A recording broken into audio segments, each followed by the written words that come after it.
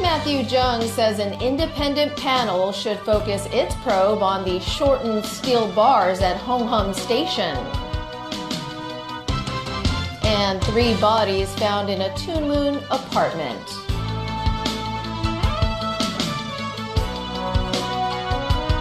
The acting chief executive said an independent investigation panel that will look into the Hong Hom Station expansion project should focus on the shortening of steel bars. That, as the government has set up a cross-departmental team to examine the quality of other construction works being carried out by the same contractor. Our Caleb Leung has more details. It's been almost 3 weeks since the news broke about the steel bar scandal at Hong Hom Station. Since then, subpar construction works were also found at 2 more work sites on the MTR Sha Tin to Centralink. A wall at the future To Kwa Wan station was not properly reinforced, and diaphragm walls at the future Exhibition Center station were not sufficiently supported. The government earlier formed an independent committee to look into the Hong Hom Station scandal, but lawmakers urged the judge-led panel to look into all problems related to the future rail link. Acting Chief Executive Matthew Cheung said today that will not happen, noting that the panel may lose focus if the scope of its investigation is too wide. He said the problem at Hong Hom Station is complicated, so the committee should focus on that single station. Meanwhile, one of the contractors, Leighton Asia, is also involved in 7 other government projects, including the Hong Kong-Zhuhai-Macau Bridge. The government set up a cross-departmental team to look into these projects, and so far no irregularity has been found. The MTR Corporation, which also has much explaining to do, is required to submit a report to the government on the future To Kwa Wan station by today. But the railway company will not submit the report until tomorrow, explaining that today is a public holiday. Caleb Leung, TVB News. 3 bodies were discovered inside a residential unit in Tuen Mun. The police received a report at around 3 p.m. and arrived at the unit at Tuen Mun Center to investigate. Inside the unit, police officers found the bodies of 2 women and 1 man, aged between 23 and 60. Sources indicated the deceased were parents and their daughter. Sources also indicated the father and daughter had knife wounds on their chests, while the head of the mother was wrapped with a plastic bag. It was the relatives of the 3 who contacted the police after failing to get a hold of them. Police arrested a taxi driver this morning in connection with a fatal accident in Yau Ma Tei. At around 3 a.m. on Nathan Road near Gansu Street, a taxi allegedly slammed into the back of a second taxi. That second taxi veered off the road and ran onto a sidewalk, hitting a 56-year-old pedestrian. The man was taken to Queen Elizabeth Hospital but later confirmed dead. 27-year-old taxi passenger also sustained injuries.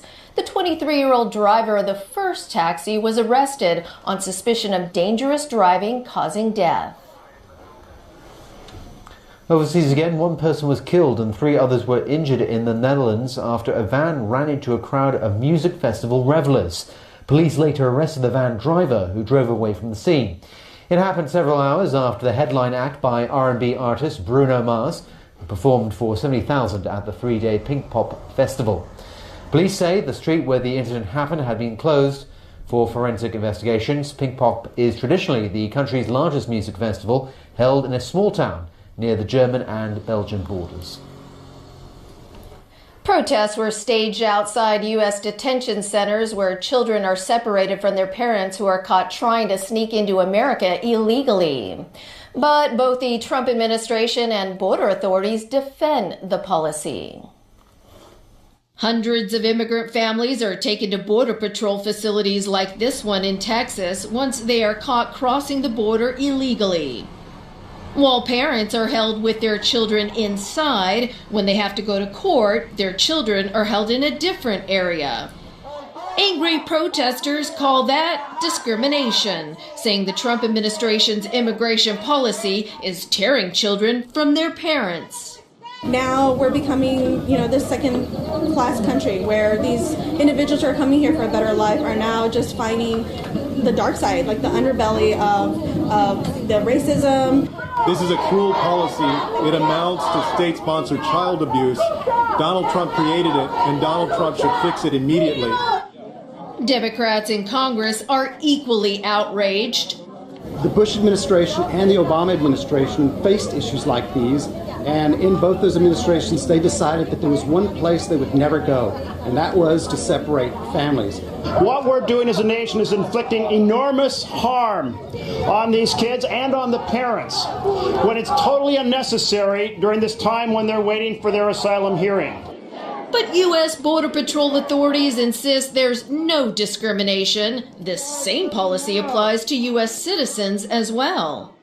If they are accompanied by a child, that child is temporarily separated from them as they go through a judicial process, and that is no different from a United States citizen parent that is going through a judicial process, prosecuted for violating the law, and separated from his or her children as well. Past and present Trump administration staff say the law should apply to everyone and insist some children are being used as leverage. Over to Colombia, where Ivan Duque was elected president. Winning 54% of the vote, Duque vowed to unite his country.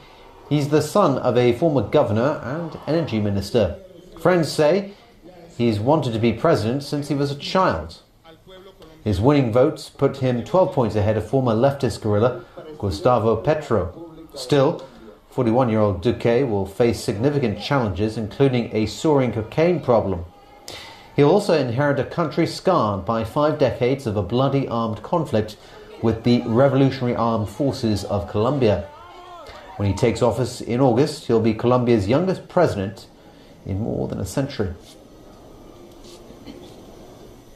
Officials from the two Koreas held talks today on sports exchanges and cooperation.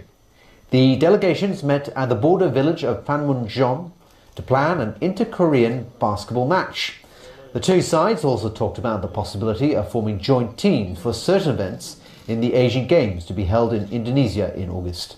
A series of talks will also be held in the coming days to discuss other issues, among them reunions of families divided by the 1950-53 Korean War, reconnecting severed cross-border railway and road connections, and establishing a liaison office in the north.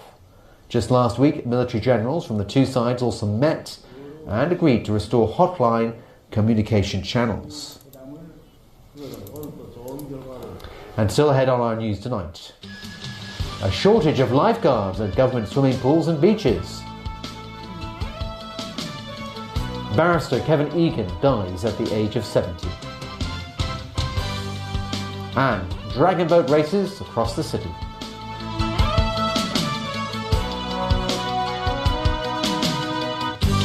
Banana Boat 防曬用品，去戶外玩更啱用。就算出海曬太陽，去泳池，甚至熱到出曬汗，7種戶外狀況都啱用。Banana Boat, we've got you covered.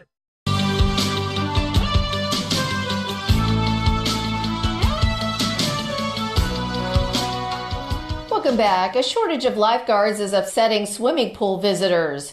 Meanwhile, two lifeguard unions say the number of seasonal lifeguards this summer is 30% short of what's required. Sharon Tang has more. Take a dip in the cool water. That's certainly some locals' favorite leisure activity during the hot summer days.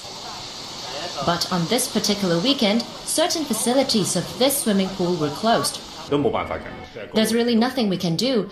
There are not enough lifeguards for so many pools, this man says. This woman said the larger pool was closed last week and she had to opt for the small one.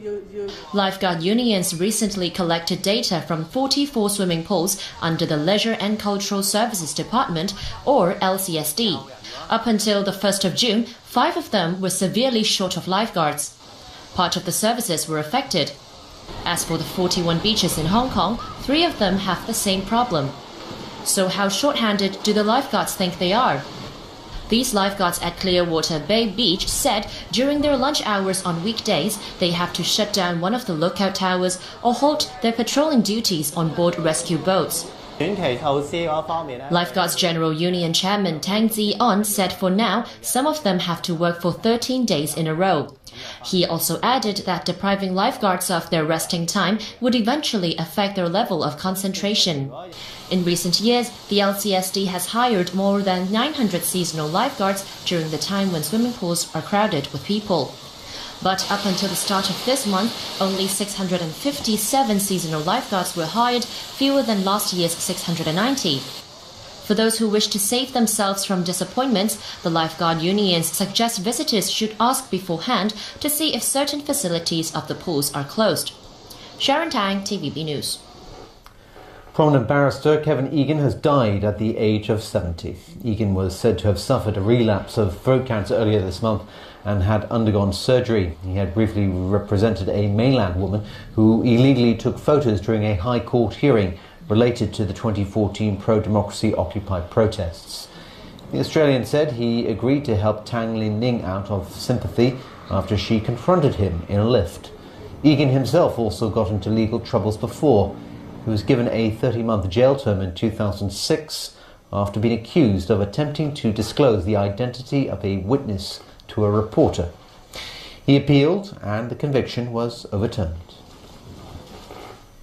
Well, locals and tourists will get a chance to be surrounded by European garden-type flowers in 2 years' time. Flowers from the Netherlands will be displayed in parts of the future second phase development of Hong Kong Disneyland. In addition to theme parks and major events, if we can bring in something more exciting, more colorful, and cross-cultural, I think that might give tourists and also Hong Kong people a distinctive experience which they might not have seen in Hong Kong. That's after Yao witnessed the signing ceremony between Hong Kong and the Netherlands today.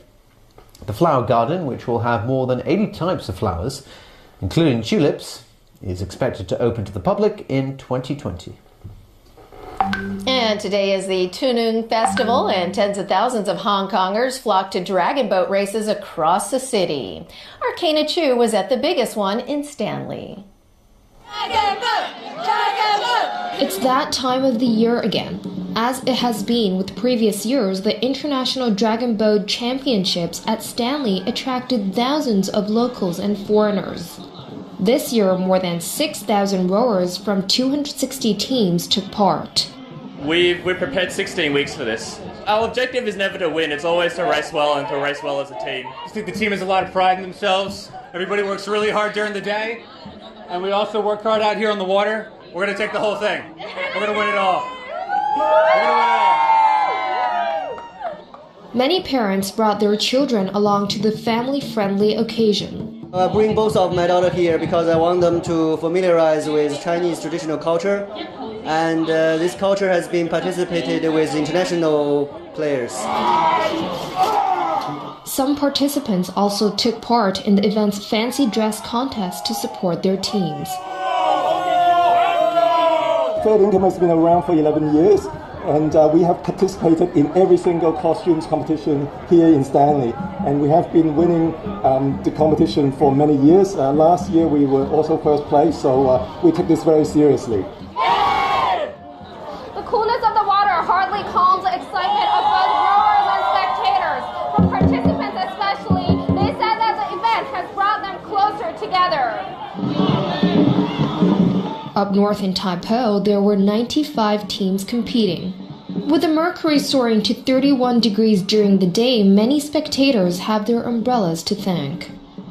Over at the Sai Kung venue, a separate competition was held for 13 teams of physically disabled rowers. Kana Chu, TVB News. From all of us, thanks for tuning in. Bye-bye. Have a good night.